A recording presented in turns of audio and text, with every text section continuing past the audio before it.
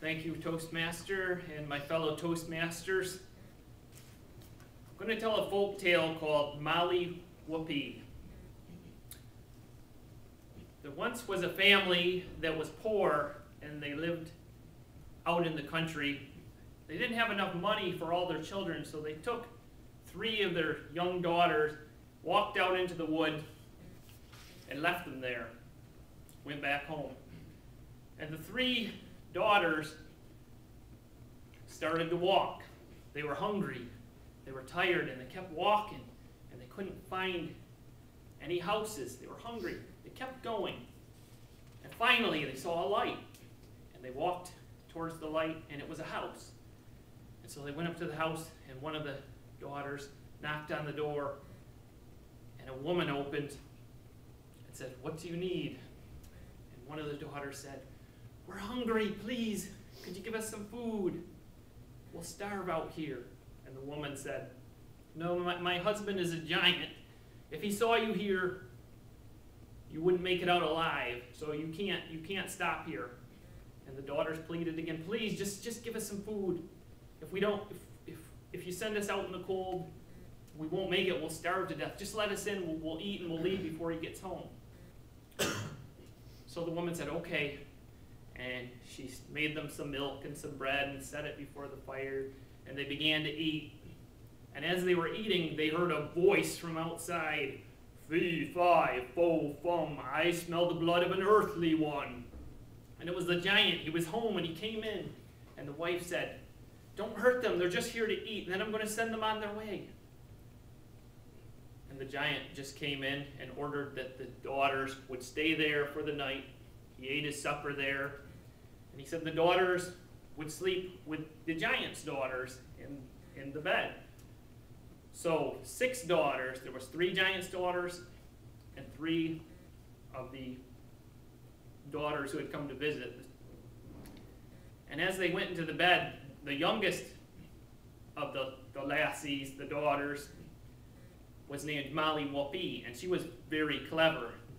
And she saw that the giant had put 3 gold necklaces around his daughters' necks, and that around the 3 strangers' necks, herself included, the giant had put 3 straw nooses.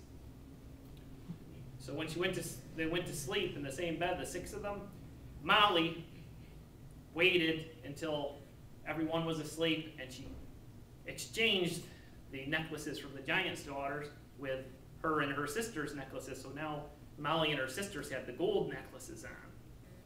And then about an hour later, the giant got up. It was dark out. He got his club, and he reached and felt for the straw necklaces and pulled those girls out of bed and started beating on them until they were dead on the floor.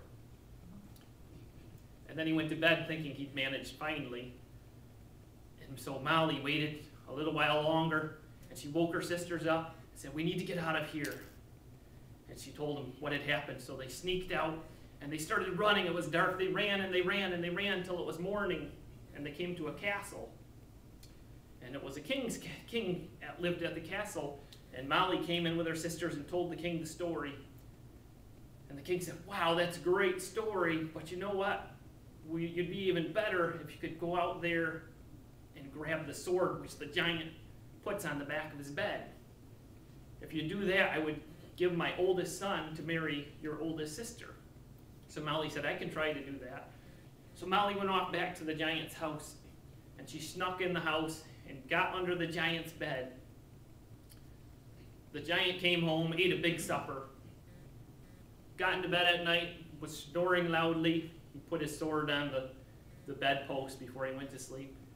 So after he was snoring, Molly got out of the bed, crept up, grabbed the sword, and she was about to get away, and it started rattling, and the giant woke up, and he started chasing her. He was chasing Molly, and he was catching her, and they came to the bridge of one hair, and Molly was light enough to get across, but the giant was too heavy. So he shouted at her across the river, "Woe unto thee, Molly Whuppie, never shall I see you again." And Molly said, "Twice more, Carly, I will come to Spain."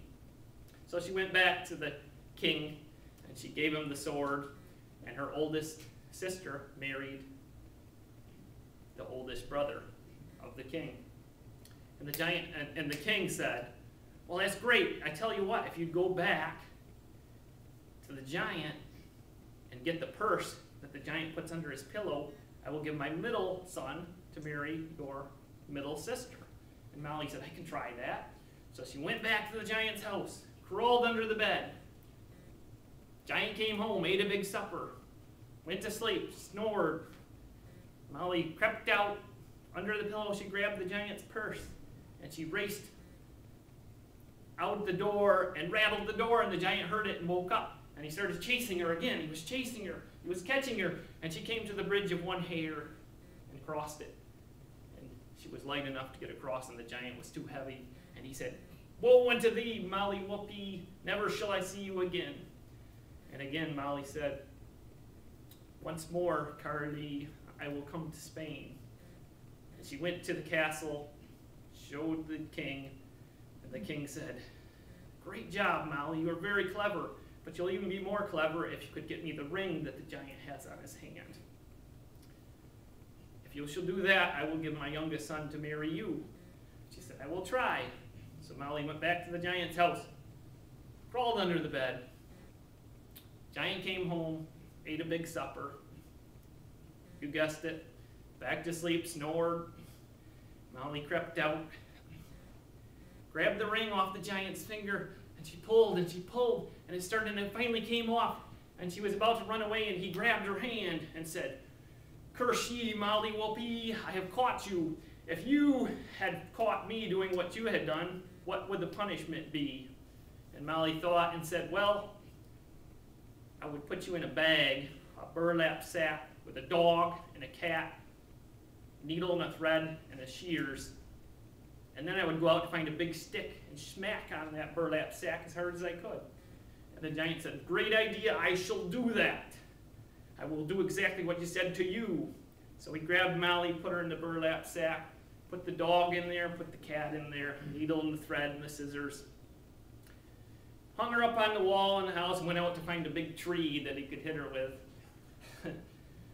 And Molly was hanging on the wall. She said, oh, she started singing, what I see in here, what I see in here. And the giant's wife said, what do you see in there? And Molly said, oh, but what I see in here, what I see.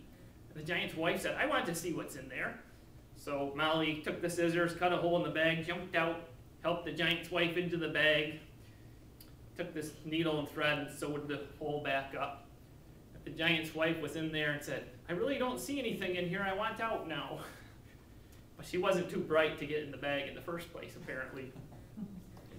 So the giant came back in the house with a big tree and took the sack and started hitting it, smacking on it, and the giant's wife shouted, it's me, stop hitting me, man. And Molly was hiding behind the door. She still had the ring. And she raced away, and that's when the giant saw her. He couldn't hear his wife was in the bag because the dog and cat were making such a ruckus. But he saw Molly running away then, and he chased after her. And he chased to the bridge of one hair, and Molly got across, and the giant was too heavy. And he said, woe unto thee, Molly Whuppie, never shall I see you again. And Molly Whuppie said, never shall you see me again, I never shall return to Spain. And she went to the king's castle, married the king's son, and they lived happily ever after. The end.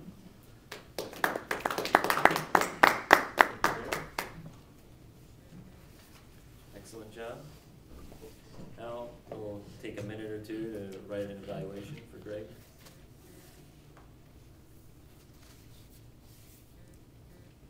I think I might get that storytelling manual. I think we get 2 free ones after we finish the Right. Yeah, that's a good one.